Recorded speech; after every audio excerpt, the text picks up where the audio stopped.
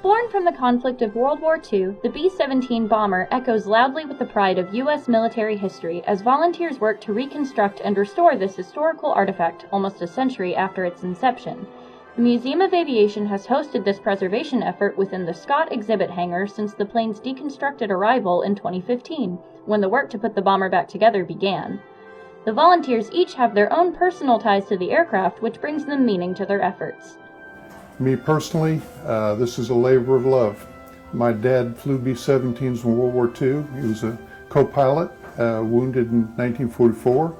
And we have several of the volunteers here who have family members that either flew in the aircraft or maintained the aircraft, but have some association with it. My wife's father, my father-in-law, was a navigator on a B-17. He flew 35 missions out of Northampton, England, for the 8th Air Force. I was an old Air Force mechanic years ago, so my wife and I decided to honor her father by coming down and putting in some time on the aircraft. I spent a lot of years in the Air Force, 22, and retired from the Air Force in fighters, which is unlike what we're working on here. Now, the B-17 is a lot of history, and I enjoy working on it. It keeps me busy, gets me out of the house.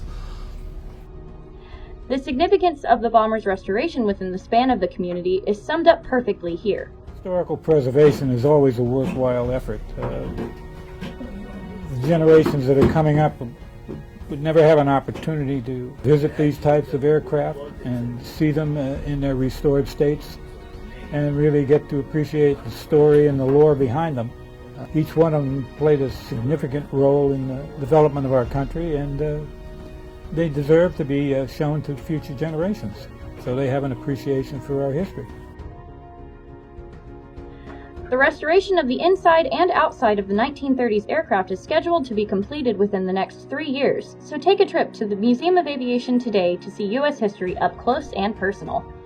With Robbins Public Affairs, I'm Haley James.